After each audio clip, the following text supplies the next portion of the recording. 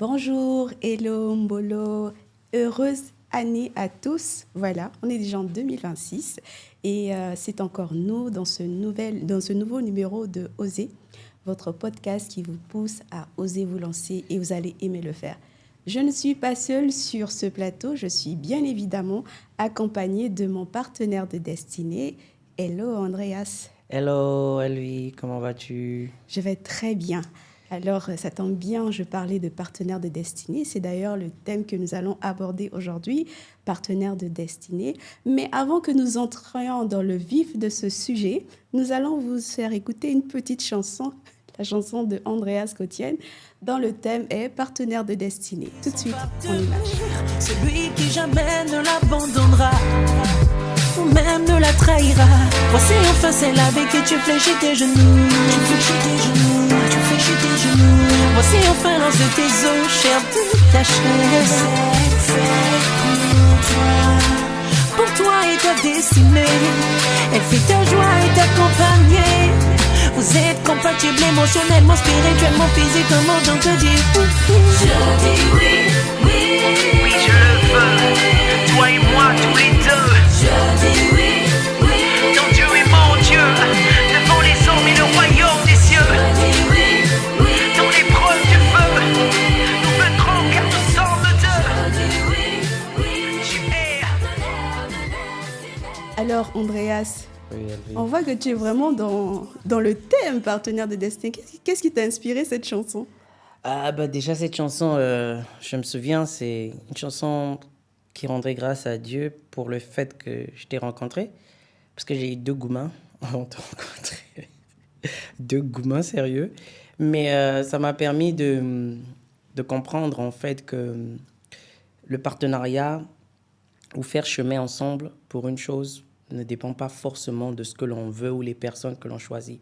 C'est déjà savoir si, par exemple, je travaille dans une entreprise et que mon chef hiérarchique veut que je puisse accomplir une mission, il va, lui, me donner les personnes dont j'ai besoin ou les outils dont j'ai besoin pour pouvoir remplir cette mission. Donc, en fait, c'est comme dans la vie. Je pense que, ou même dans l'entrepreneuriat, lorsqu'on veut faire quelque chose et qu'on a au-dessus de nous une personne qui a le contrôle sur nous, bon, dans mon cas, c'est Dieu. Donc, ça veut dire que tout ce que je fais, c'est lui qui doit décider avec qui je dois le faire, en fait. Et moi, j'ai essayé plusieurs fois de faire ma vie à ma façon. Je me suis cassé la tête, mais bon, je t'ai rencontré, ça fait quoi, 10 ans maintenant qu'on est mariés? Oui. Ouais. Alors, là, tu as bien mis un peu le décor de ce que c'est que le partenariat de destinée. C'est un terme qu'on entend très souvent. Oui, voici mon partenaire de destinée, ce sont mes partenaires de destinée. Mais s'il fallait donner aujourd'hui une définition succincte à ce que c'est le partenariat de destinée, quelle serait la définition? D'accord, déjà pour moi, je le dis, hein, c'est pas forcément tiré du dictionnaire, mais pour moi, selon mon expérience, je pense que le partenaire de destinée, c'est la personne avec laquelle on va pouvoir faire ou accomplir sa destinée. Et je me souviens, il y a quelques années, on avait une image où on disait que la destinée, c'est comme l'endroit où on doit aller. Et donc, marcher pour sa destinée, c'est être en chemin pour cet endroit. Donc, par exemple, je veux dire que nous allons peut-être au palais présidentiel. Ça, c'est la destinée. Mais la destinée ne va pas être seulement le palais présidentiel, ça va être le chemin qui va conduire à ce palais présidentiel-là. Donc, pour moi, le partenariat de destinée, c'est vraiment le chemin et l'endroit qu'on doit atteindre dans la vie, quoi. Super. Et pendant que tu parlais en fait de la définition du partenaire de destinée, ça me conduisait vraiment à définir les types de partenaires de destinée. Et aujourd'hui, il faut savoir qu'il y a plusieurs types de partenaires de destinée. Comme tu as dit, c'est les personnes qui nous accompagnent dans notre chemin, dans notre cheminement jusqu'à ce qu'on atteigne, jusqu'à ce qu'on accomplisse sa destinée, jusqu'à ce qu'on arrive à destination. Et il y a en fait les différentes dimensions à chaque fois pour atteindre notre destinée. Et à chaque dimension, il y a des partenaires qui nous accompagnent. Et par cela, quand je méditais sur ce thème-là, ce que je ressentais, c'est de dire qu'il y a de deux types de partenaires de destinée. Il y a les partenaires de destinée liés par le sang et partenaires de destinée qui ne sont pas liés par le sang. Les partenaires de destinée liés par le sang, on prend exemple nos parents, notre famille. La famille dans laquelle on est donne une influence ou une direction par rapport à la destination. Donc les parents, nos parents, sont déjà les premiers partenaires de destinée qu'on a lorsque l'on est.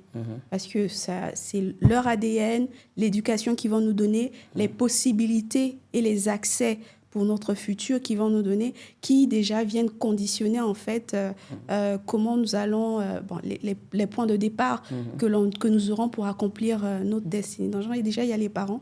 Ensuite, il y a aussi nos frères et sœurs. Les frères et sœurs sont aussi des partenaires de destinée. Comment ils ont été avec nous va influencer aussi sur le type de personnalité qu'on aura. Donc les frères et sœurs sont aussi des partenaires de destinée. Donc déjà, les partenaires de destinée liés par le sang, ce sont des partenaires qu'on ne choisit pas. On ne choisit pas ses parents, on ne choisit pas ses frères. On tombe sur eux et on fait le monde avec. Et à ça, j'entends peut-être quelqu'un qui va dire, ben oui, si j'ai été adoptée, c'est pareil aussi. C'est peut-être pas des partenaires liés par le sang, mais sont des partenaires liés par cohabitation, famille. Par familiarité, qui représentent notre point de départ. Et ensuite, il y a les partenaires qui ne sont pas forcément liés par le sang. Et ceux-là sont ceux que l'on choisit. Les partenaires de destinée qui ne sont pas liés par le sang, ce sont ceux qu'on choisit. Les premiers, le premier qu'on peut dire déjà, ce sont nos compagnons de lutte. Généralement qu'on trouve au travers de nos amitiés. Ceux qu'on a en amitié, que ce soit sur le cadre scolaire, à l'école, ou simplement dans la vie, dans le quartier, dans les endroits qu'on a eu à fréquenter. Ceux avec qui on se lie d'amitié représentent des porteurs d'âme. Des porteurs d'âme qui vont être justement ceux qui vont nous accompagner aussi dans notre destinée, qui sont liés par l'amitié. Ensuite, il y a, en deuxième position, il y a le conjoint, la personne avec qui on va décider de faire sa vie. C'est quelqu'un que l'on choisit, qui représente un partenaire de destinée, non pas les moindres, parce que le conjoint qu'on a peut nous faire accélérer sur notre destinée ou nous faire retarder par rapport à notre destinée. Et ça, ce sont des partenaires que l'on choisit. Et pour terminer, il y a les compagnons de lutte aussi, ces personnes qui, dans la mission que le Seigneur nous a consignée sur terre, il va faire graviter autour de nous des personnes qui vont avoir une influence qui vont nous aider en fait à accomplir cette destinée-là. Ces compagnons de lutte sont en deux dimensions. Il y a ceux qui sont au-dessus et il y a ceux qui sont au-dessous. Dans ceux qui sont au-dessus, on peut citer les mentors. Un mentor va être vraiment aussi quelqu'un, ça peut être un mentor, ça peut être un père spirituel, bref. Mais en tout cas, ce sera quelqu'un qui a déjà eu à parcourir le chemin qu'on doit parcourir, mais qui va être là comme un repère et qui sera à chaque fois une voie qui va nous permettre vraiment d'éviter des erreurs, d'aller beaucoup plus vite, d'avoir des méthodes pour atteindre notre destinée. Il y a ensuite ceux qui sont au-dessous, c'est-à-dire que ce sont des personnes que l'on rencontre généralement quand on est dans un temps de recherche, comme David, justement, qui savait déjà qu'il avait reçu l'onction royale, mais qui, lorsque Saul le poursuivait de mort, il est allé se cacher quelque part, mais qui a eu des personnes qui sont venues là, mais en fait, c'était le temps. Ceux-là, ce sont des personnes que le Seigneur met à nos côtés pour qu'on puisse leur communiquer la vision, leur aiguiser, pour qu'une fois qu'on arrive au sommet, ça sera ces gens qui vont être nos porteurs d'âme, des personnes qui vont porter la vision avec nous. Et ces personnes-là, généralement, on les rencontre dans un temps de désert. Parce que ce temps de désert, ces personnes qui sont capables de voir en nous la vision que l'on porte et de venir nous servir, mais en qui on ne doit pas juste les prendre comme les gens qui nous servent, mais qu'on doit prendre vraiment comme des gens qu'on peut partager la vision, avec qui que l'on peut aiguiser, qu'on peut élever aussi, pour qu'une fois quand on soit qu'on va arriver au sommet, en fait, ce sont ceux qui vont continuer à porter la vision quand on est fatigué. Là, je vois l'image de Moïse, qui avait les mains en l'air, mais qui avait 2 personnes pour lui porter. Mais ce sont des personnes qui en bas de la montagne, en fait, c'était les personnes qui les avaient formées. Donc, dans ces compagnons de lutte, il y a ces 2 dimensions-là, de comprendre vraiment, en fait, ces différentes dimensions des partenaires de destinée. D'accord. Et moi aussi, je vais revenir dans le cadre moderne, hein, où nous sommes jeunes et qu'on a les réseaux sociaux. Aujourd'hui, il y a le phénomène des influenceurs. Des influenceurs où, dès qu'on tombe sur une page, où on a une image des personnes qui sont quelque part et on veut bien être là-bas. Ceux-là aussi peuvent être des partenaires, pas peut-être directs, mais indirects. Je m'explique. Aujourd'hui, on peut être en Afrique et il y a quelqu'un qu'on apprécie, qu'on admire, qui se trouve aux États-Unis, dans sa façon de faire. Ou on va dire par exemple Kylian Mbappé. Encore une fois, je parlais de Kylian Mbappé. On va voir que beaucoup des jeunes vont dire « moi je vais être comme Kylian Mbappé, comme Lamine Yamal ou comme d'autres, comme Messi ». Parce qu'ils vont voir que ces personnes atteignent certains objectifs ou ces personnes sont en train de vivre la vie que ces jeunes-là voudraient vivre. Donc ça devient comme « je peux faire comme X, je veux faire comme X pour pouvoir atteindre ». Donc ça devient aussi un partenariat. Mais je reviens dans le domaine qu'il faut préciser, c'est que la destinée n'est pas juste la destination. La destinée, c'est ce que l'on doit faire pour être là où on doit être. C'est-à-dire que c'est pour ça que c'est important de connaître pourquoi on est créé.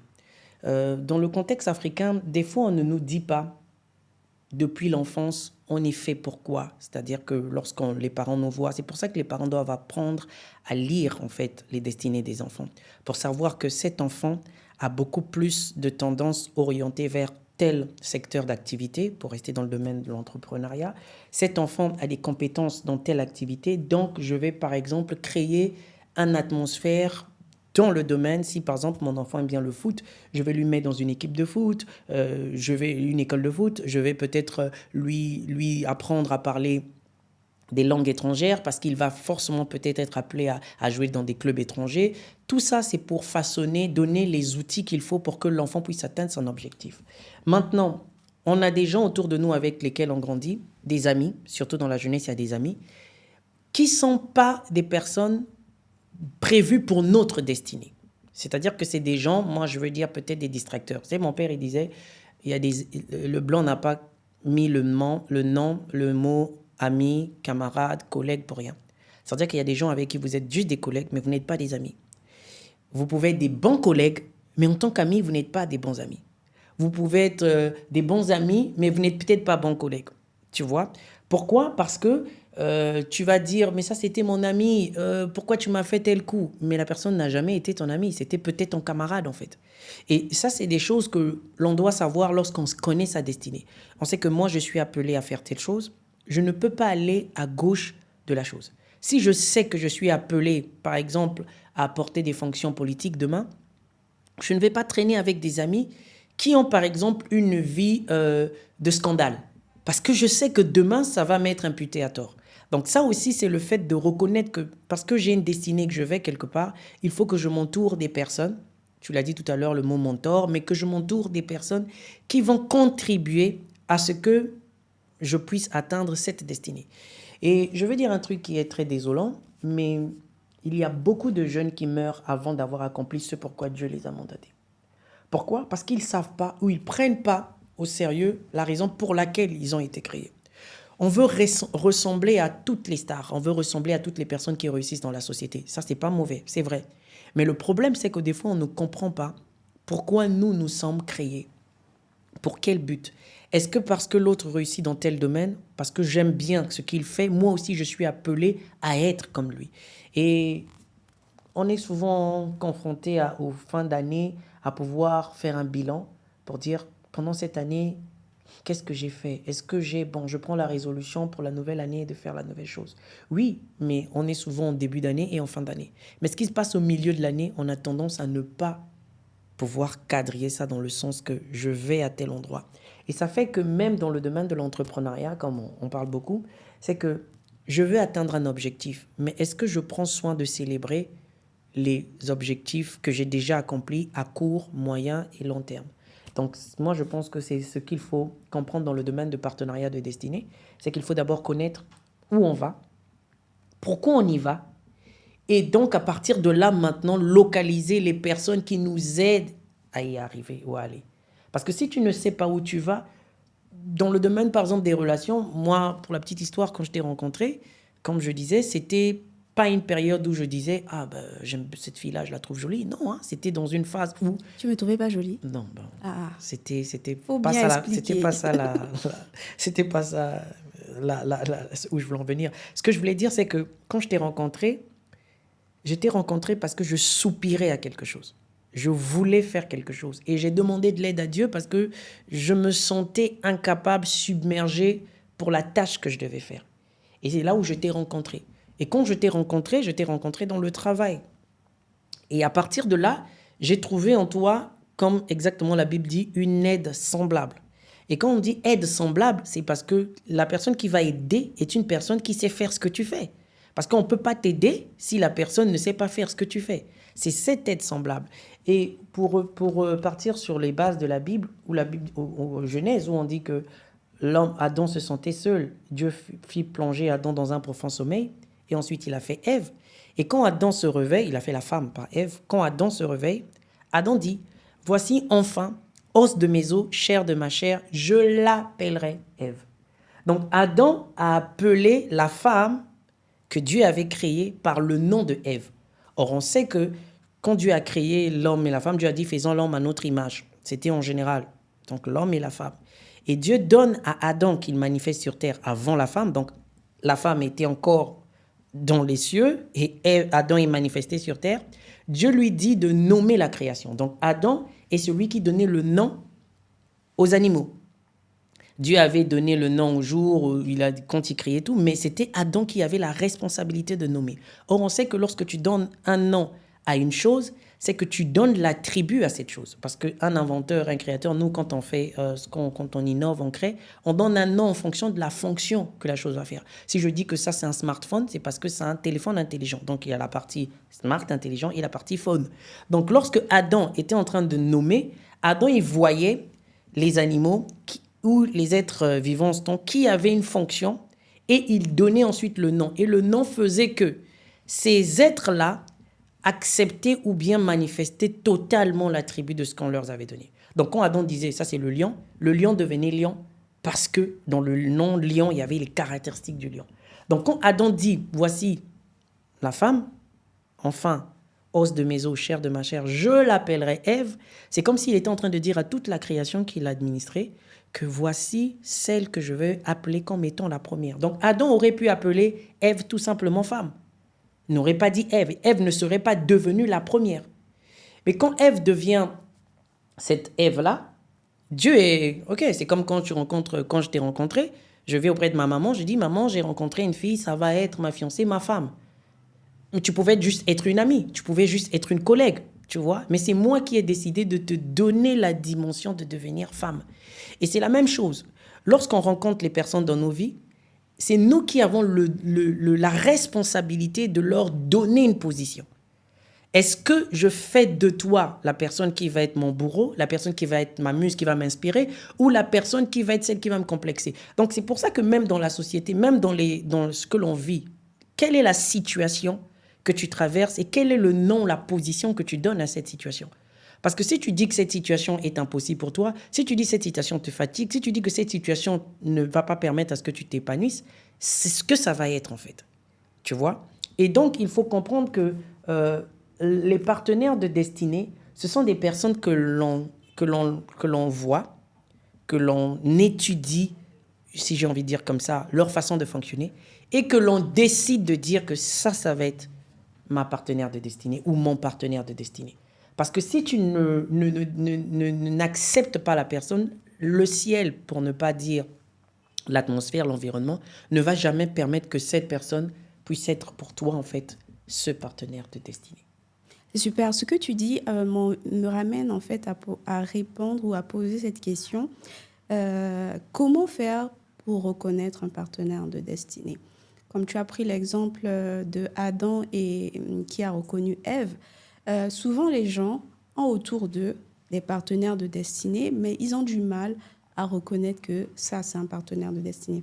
Hormis les partenaires de destinée qui sont liés par le sang, nos parents, nos frères et sœurs, ceux que, voilà, on n'a pas choisis, mais ceux qu'on choisit, souvent les gens ont du mal à pouvoir les reconnaître et identifier en fait que voici un partenaire de destinée, voici Mais cette déjà personne avec qui je Adam, marche. tu vas, pour rester dans la Bible, Adam, il dit, voici enfin.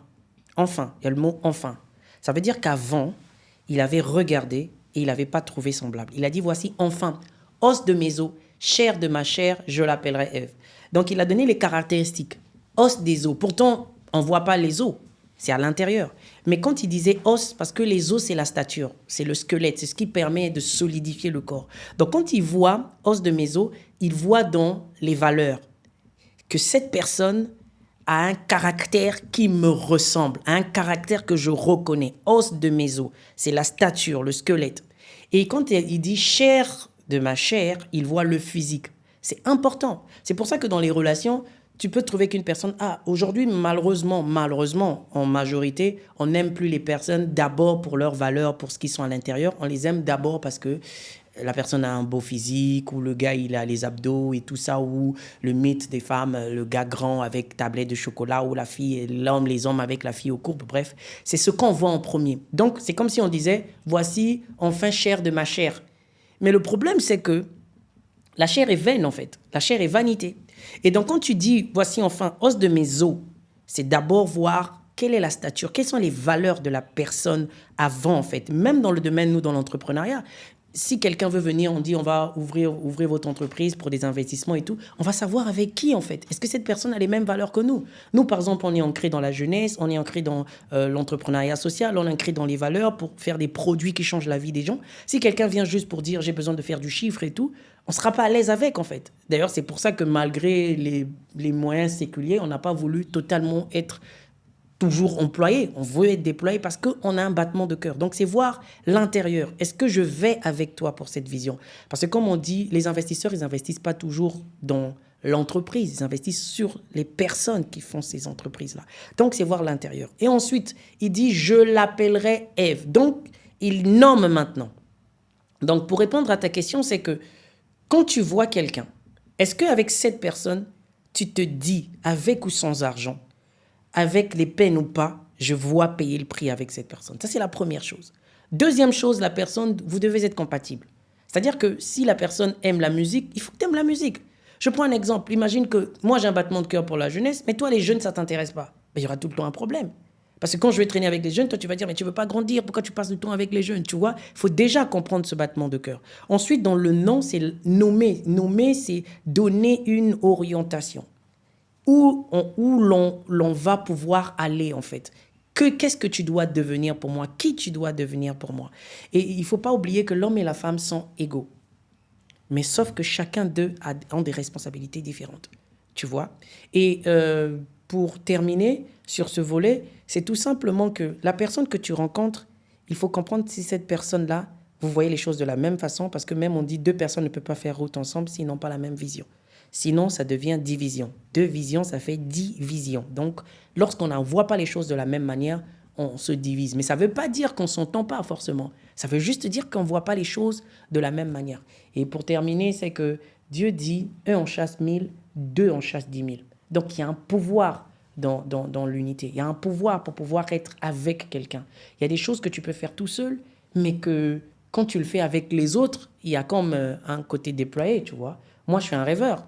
Mais heureusement que toi, tu es là. Toi, des fois, tu me dis, oui, c'est bon, mais mollo. Toi, des fois, tu ralentis. Moi, je te dis, non, c'est bon, on peut le faire. Donc, c'est cet équilibre-là. Mais pour ça, il faut déjà savoir aussi, je termine par ça, avoir le battement de cœur, le désir d'accomplir sa destinée. Si tu n'as pas le désir d'accomplir ta destinée, tu ne pourras pas voir les personnes qui vont t'aider à accomplir cette destinée. Parce qu'il faut être concentré et focalisé. C'est super ce que tu dis dans le sens que le premier pas pour reconnaître ses partenaires de destinée, c'est déjà de connaître sa destinée. Une fois qu'on connaît sa destinée, à ce moment-là, c'est comme quelqu'un qui cherche une maison à louer, quoi. Je cherche une maison à louer de 3 pièces, salon. Je sais que je veux vivre au centre-ville parce que mon travail se trouve non loin. On a déjà des critères préétablis, que si bien que quand on rentre dans une maison qu'on va visiter, on va savoir c'est la bonne maison ou pas, parce qu'on sait déjà. Et c'est la même chose avec sa destinée. Quand tu sais que moi, je pressens que dans ma vie, je vais arriver à tel niveau. Donc, à ce moment, les personnes qui vont graviter autour, moi, je sais que je suis dans les médias.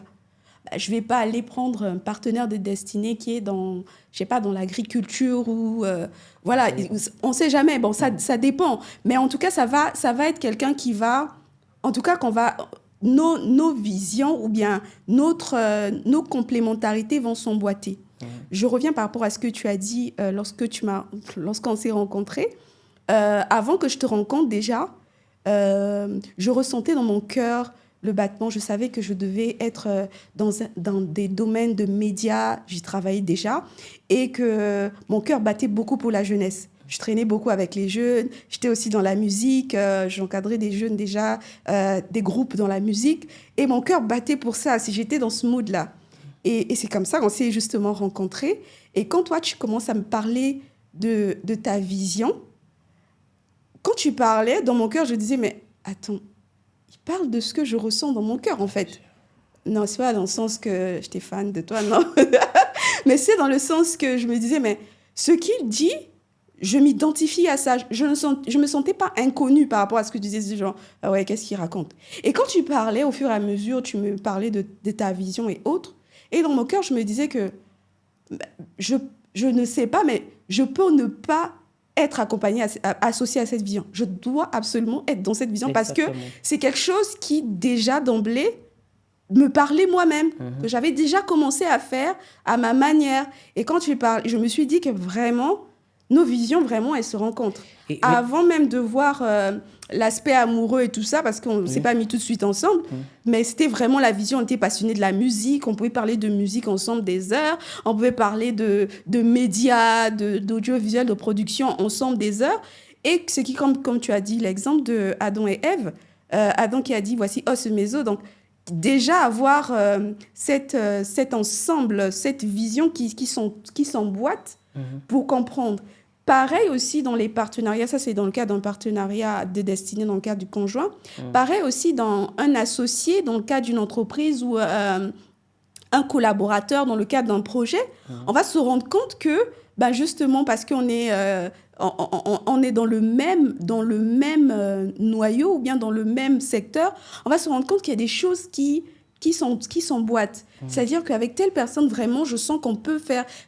comme tu as dit, que je vois ses valeurs, je vois sa manière de penser, et je vois... Peut-être qu'on peut ou ne pas avoir les mêmes aptitudes, mais je vais voir en l'autre quelque chose qui vient me compléter, comme tu as dit.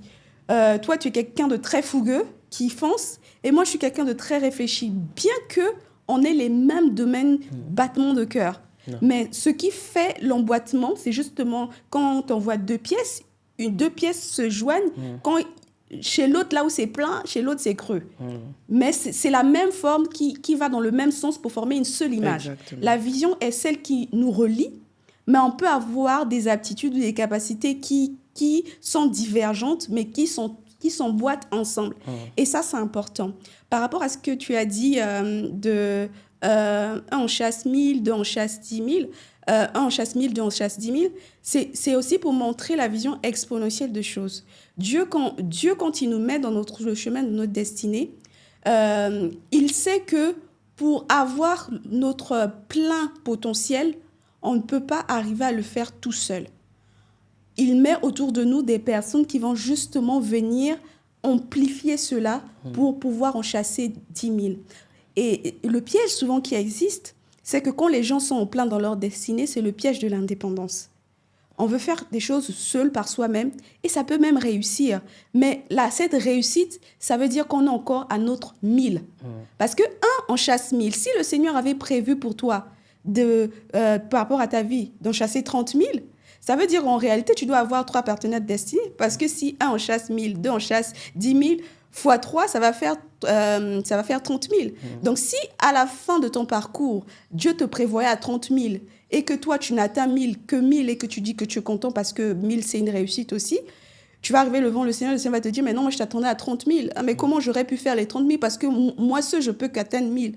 Mais c'est en t'associant avec d'autres personnes et ça vient amplifier les choses. On le voit, par exemple, dans le monde séculier, deux influenceurs, quand ils s'associent, voilà, ça fait péter les scores en termes de visibilité et autres. Et donc, ça, c'est une stratégie que Dieu est dans la multiplication. Et la multiplication fait le fait qu'il mettra sur notre chemin des personnes qui auront la même vision et qui seront complémentaires déjà à ce que l'on fait.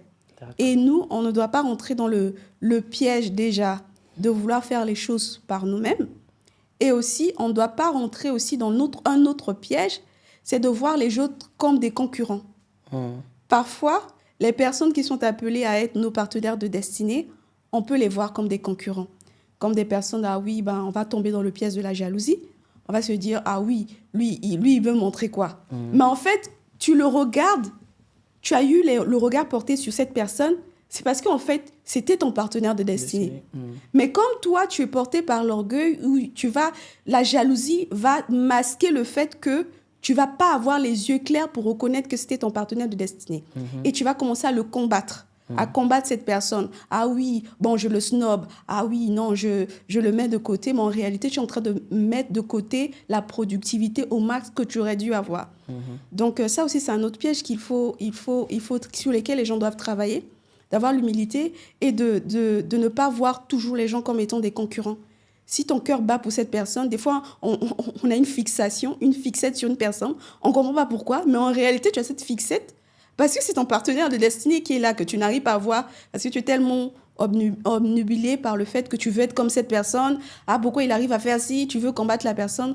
Or que si tu venais simplement, humblement, et si tu commençais aussi à prier pour la personne, et généralement, c'est ce qui se passe, lorsque l'on prie pour une personne dont on commence à sentir dans son cœur comme une forme de jalousie, généralement, le Seigneur peut révéler dans notre cœur la destinée de cette personne et nous emmener à collaborer avec cette personne.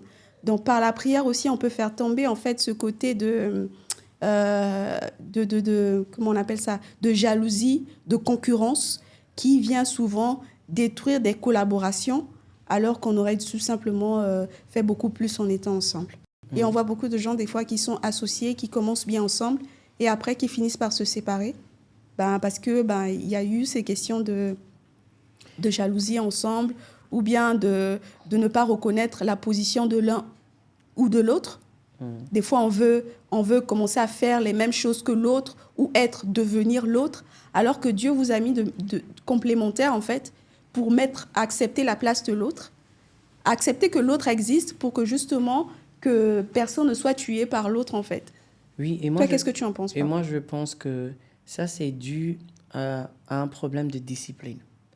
Comme je disais tout à l'heure, la destinée n'est pas forcément seulement focalisée sur nous. La destinée, c'est un chemin où on va quelque part. Mais il y a une personne qui nous envoie à cet endroit. Il y a une personne qui nous attend à cet endroit. C'est pour ça qu'il faut savoir qu'on n'est pas free, comme on dit, libre de nous-mêmes. Quand on reconnaît qu'on a une vie et que cette vie, il y a une responsabilité au travers de cette vie, par exemple, que je dois conduire les gens quelque part, que je dois passer un message, que lorsque je sors le matin, il y a des gens qui comptent sur moi, ou que si je m'arrête là, il y a plusieurs personnes derrière aussi qui s'arrêteront. Quand on comprend cette responsabilité, on fait que notre vie doit compter dans tout ce que l'on va faire. Et donc, on ne peut pas, lorsque Dieu nous donne une mission, il dit « faites ça ensemble ». C'est Dieu qui l'a dit. Ça veut dire quoi? Que si tu veux le faire tout seul, tu sais que dans la mission qu'on t'avait dit, c'était ensemble. Donc, même si tu arrives à faire un peu tout seul, tu n'as pas en fait réussi ta mission. Le but, c'est que vous puissiez commencer un point A pour aller à un point B, mais vous devez aller ensemble. Donc, lorsqu'aujourd'hui, un fabricant crée une voiture, il dit que dans ma voiture, j'ai besoin d'un moteur et j'ai besoin des roues. Donc, si le moteur dit c'est moi qui donne la performance à la voiture, mais si les roues ne sont pas là, la voiture ne va pas avancer. Si les roues disent c'est moi qui fais rouler la voiture, mais si le moteur n'est pas là, la voiture ne va pas avancer. Donc, ça veut dire que quand on décide de mener le chemin de sa destinée pour l'accomplir avec un partenaire de destinée ou une partenaire de destinée, c'est parce qu'on sait que chacun de nous a son rôle, mais à une certaine dimension. Comme on dit, Dieu, il donne la vision à l'homme. L'homme a cette vision que Dieu a donnée. Pourquoi? Parce que, on va dire que Dieu, il va donner la responsabilité à l'homme pour être chef. Mais chef ne veut pas dire que tu es un bourreau, que tu domines. C'est comme juste une position. C'est comme quand on dit chef de département ou bien chef de service. Ou bien, ça ne veut pas dire que tu es l'employé, l'employeur plutôt de la personne qui travaille avec toi. Mais la femme a celle qui a maintenant la mission de pouvoir bien organiser cette vision et de veiller à ce qu'elle s'accomplisse. Des fois, on ne comprend pas le sens que la femme a une responsabilité, une compétence qui est pour moi encore plus au-delà que celle des hommes, en fait. Parce que la femme, elle est multitâche. Elle a la capacité de faire plusieurs choses à la fois que les hommes n'ont pas. Tu vois? Mais la société, aujourd'hui, qu'est-ce qu'elle a fait? Avec le patriarcat, on a fait croire que la femme était inférieure à l'homme. Et donc, aujourd'hui, les femmes aussi sont en train de réclamer leur cause, qui n'est pas toujours mauvaise, mais souvent mal interprétée, qui fait qu'on est dans une réclamation de distraction et dans un combat de distraction. Alors que si l'on comprend réellement le but de la femme et de l'homme ensemble, c'est pour accomplir des choses qui sont tellement grandes. Et aujourd'hui, on voit par exemple que nos sociétés sont en train d'être dispersées ou mal gérées à cause du problème éducatif, parce qu'aujourd'hui, les parents ne sont plus vraiment là où ils devraient être pour les enfants, alors que la famille est la cellule de la société. Donc, le partenariat de destinée, c'est aussi ça, c'est se mettre ensemble pour construire quelque chose, pour mettre des choses sur les rails, afin que même si nous-mêmes, nous ne bénéficions pas aussitôt, mais que nos générations qui viendront après nous pourront bénéficier de cela. Donc moi, je tenais vraiment à mettre au point sur le fait que le partenariat de destinée, c'est vraiment avec une personne pour faire quelque chose ensemble. Après, il n'est pas toujours dit que quand on est partenaire de destinée, on doit être marié ou on doit être un couple. Non, il y a des gens qui sont des amis, mais des partenaires de destinée. Il y a des gens qui ont une responsabilité commune d'emmener une certaine mission à terme. Ça, ce sont des partenaires de destinée aussi. Parce qu'il ne faut pas toujours croire que parce que je pense la même chose qu'elle, donc on est forcément appelé à se marier. Non, le but, c'est qui nous met dans cette mission. Et si cette mission est au-delà de nos vies, on sait qu'on n'a pas un autre endroit où aller si ce n'est être là. Oui. Donc la discipline. Voilà. Oui, il y a la question de discipline. Comme on a dit tantôt, partenaires de destinée, il y a des conjoints qui peuvent être des partenaires de destinée. Il y a des amis qui peuvent devenir des partenaires de destinée. Des collègues aussi qui peuvent devenir des partenaires de destinée. C'est comme tu as dit, cette mission qui va au-delà de nous en tant que personne, mais qui nous rassemble, chacun avec ses obédiences différentes, avec ses profils différents, mais autour d'une seule mission pour accomplir une seule vision de manière commune. Et ça, c'est déjà de reconnaître cela, de reconnaître la contribution et la part de chacun, de reconnaître aussi que seul, on ne peut pas y arriver, et de se dire que j'ai intérêt à ce que l'autre soit avec moi pour qu'on le fasse. Et aussi, parce qu'on aura cette vision de se dire que j'ai intérêt à ce que l'autre soit avec moi, c'est là aussi qu'on va au-delà des limitations humaines. Parce qu'il peut y avoir certaines frictions. Oui, il m'a mal regardé, il m'a mal parlé et tout. Mais parce qu'on a tellement conscience de l'au-delà, de la vision, qu'on arrive à gérer ça. On arrive à se faire pour venir demander « Ah, je t'ai blessé, pardonne-moi. J'étais mal parlé, pardonne-moi. Comment on peut faire pour continuer ?» Parce que ce qu'on a à faire ensemble est plus grand que nous, nos propres personnes, Exactement. nos propres ressentis et tout. Donc, en fait, il y a un truc qui me vient, c'est que des fois, on rentre aussi dans la substitution. C'est-à-dire que, il m'a fait ça, je vais prendre quelqu'un d'autre.